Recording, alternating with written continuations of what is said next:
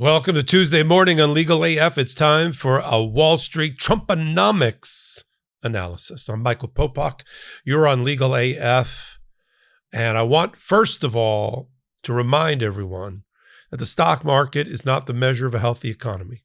I know Donald Trump keeps pointing to it. Now, what we just saw over the last 24 hours was nothing more than what economists and analysts call dip buying. It's a momentary blip.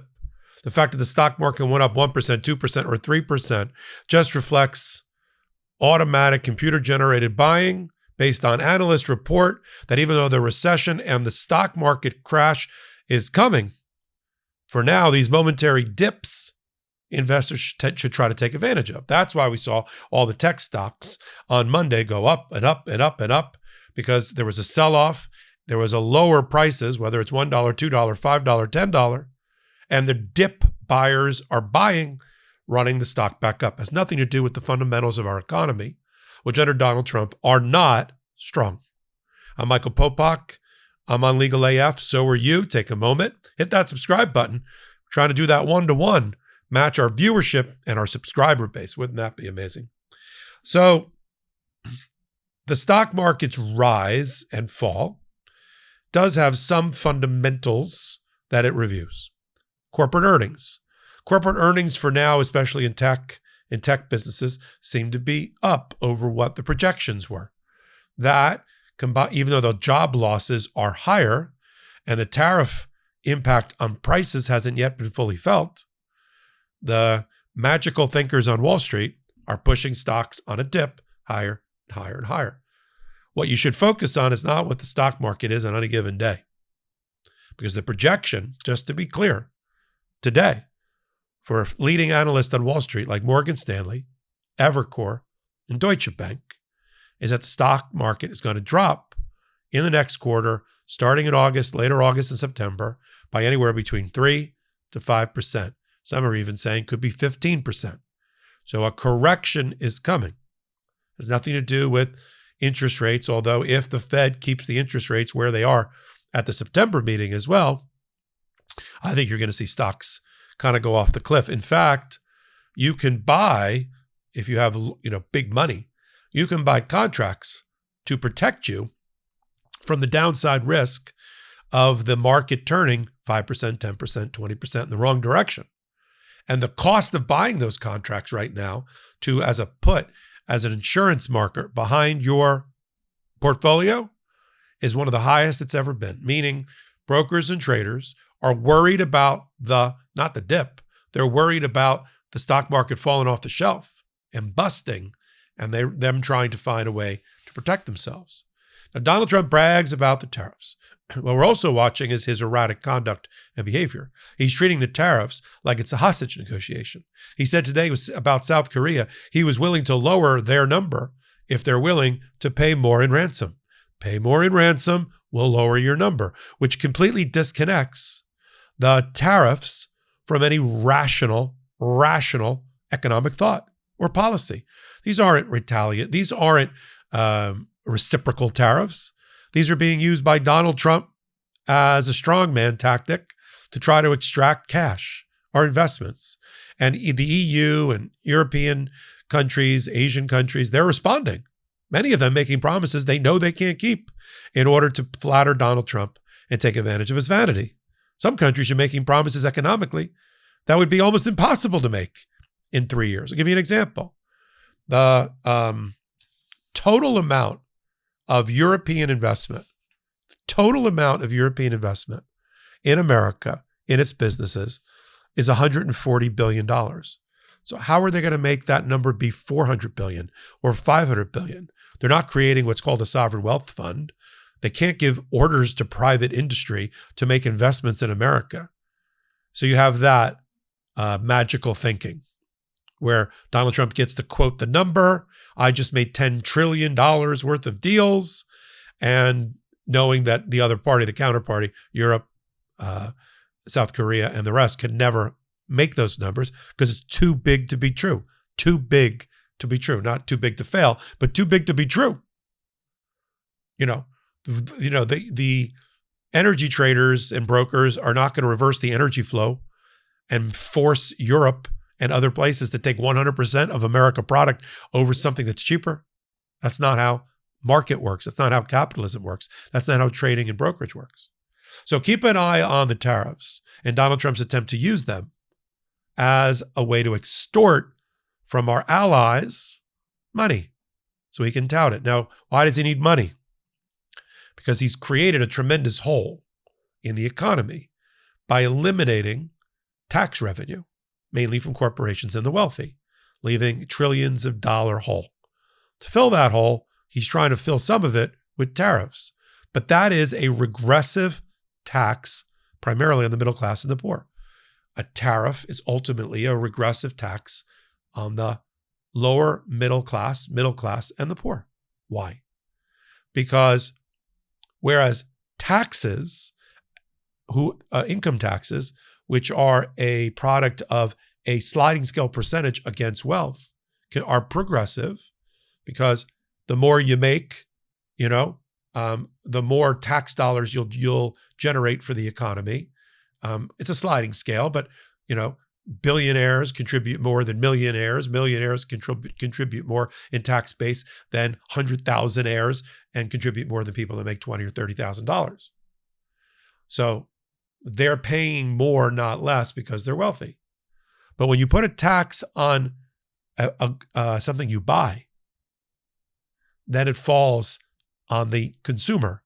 It's a consumer tax. It's regressive, meaning you're being penalized for being a consumer. And it doesn't matter whether you have the income to support that or not.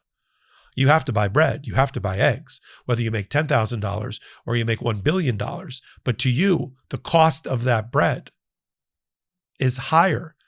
It's a bigger impact on your financial world than to a billionaire who never thinks twice about it. He has more in pocket change in his pockets than you use all year, or you get all year to support you and your family. So to tax goods is always seen as a tax on the poor and the middle class, because they've got to buy this Gatorade, but it just went up 14%, or it shrunk in size 20%, charging the same amount of money. And so the regressive tax aspect of tariffs has not been fully explored or explained. That's why we're here together on Legal AF. When the full impact of the tariffs, which Donald Trump is continuing to change and morph and fix and stop and restart, making it almost impossible for its full effects to be felt this quarter, but they will be. Once the musical chairs, the music stops and everybody tries to find a chair, we're going to find that this 18, 19, 20% global tariff thing is going to have a real impact, even if the supplier, manufacturer, the distributor, the importer all eat a piece of the increase. Even if they share the burden, there's going to be an amount, 1%, 2%, 5%, that falls on the consumer. The manufacturers start doing jiggery pokery, little effery, if you know what I mean. They keep the prices where they are, but they shrink the volume of what's inside the box by 5%, 10%, 15%. That's a price increase. And they'll start doing that. All falling again on the middle class, the poor, and not the rich. The rich wanted Donald Trump to win, but the MAGA poor and middle class in the red states, who are supposed to want dignity and honor, there's no shame in working a couple of jobs. There's no shame in being poor. But Donald Trump makes you feel that way and makes it worse. And so I try to focus not on the stock market, the ups and downs, the dip buying, being driven by magical thinking and analysts like Morgan Stanley and JP Morgan Chase and Evercore. I try to focus on following the money. How does it impact the daily lives of Americans? And what can make it better? Tariffs don't make the average American's life better. They make them worse. It allows Donald Trump to point to phony numbers on a board, $10 trillion of investment. We brought in $150 billion in tariff money, all leaving out the fact that courts are strongly considering striking down all those tariffs. It seems to be his extortion tactics seem to be the heart and soul. I hate to use those terms together with Donald Trump, the heart and soul of Donald Trump's economic policies. There's nothing else. Shaking down allies, frenemies, and others around the world in a way that we haven't done in America since the protectionist movement in the 1930s. So where he's sending us back to the 1930s. That is his main strategy. I just read an article in Vanity Fair. Great piece comparing Donald Trump to the Godfather movies. That he is effectively Don Corleone or Paulie or Tessio or Sonny, rarely Michael, a lot of times Fredo. This family has two Fredos, right? It's got Don Jr. and Eric. And if you want to follow the money, as Donald Trump is trying to boost domestic manufacturing, his sons are running around creating a business and trying to raise, $400 or $500 million in order to buy U.S. manufacturing companies. They're making money in plain sight on presidential policy that is supposed to be helping us. Is that helping you? Are you out there looking to buy a manufacturing plant? Are you out there trying to fool the American investor and stock market and others in order to line your pockets with money? Or are you just trying to make ends meet? Are you just worried about how you're going to pay for that next drug that somebody prescribes you, your doctor prescribes you, or how you're going to pay for your elderly loved one and their care, or your student child needs school supplies or shoes or food? How are you going to pay for that? That's the daily concerns and struggles of the American people. Not, hey, I wonder how much tariff money Donald Trump brought in today. I wonder how this benefits the Trump organization and Trump's family. That is part of this process, what is going on. And it's what we call out every morning with all the new data. So the takeaway here on this hot take, ignore the stock market, ignore the dip and the dips that are buying at this moment. That is not the indicia of a quality economy for all people. It's not. Tariff impact on prices, on regressive tax on Americans. That's what we need to continue to focus on, because that's the depraved centerpiece of Donald Trump's policies. I'll cover it all using my best knowledge and instincts only on Legal AF. Take a moment, hit the free subscribe button, help us continue to grow, keep us on the air. So until my next report, this is Michael. I'm Michael Popok, and I got some big news for our audience. Most of you know me as the co-founder of Midas Touch's Legal AF and the Legal AF YouTube channel, or as a 35-year national trial lawyer. Now, building on what we started together on Legal AF, I've launched a new law firm, the Popok Firm, dedicated to obtaining justice through compassionate and zealous legal representation. At the Popok Firm, we are focused on obtaining justice for those who have been injured or damaged by a life-altering event by securing the highest dollar recoveries. I've been tirelessly fighting for justice for the last 35 years, so my own law firm organically building on my Legal AF work just feels right. And I've handpicked a team of top-tier trial fighters and settlement experts throughout all 50 states known as big auto injury attorneys who have the know-how to beat heartless insurance companies, corporations, government entities, and their attorneys. Big Auto's attorneys working with my firm are rock stars in their respective states and collectively responsible for billions of dollars in recoveries.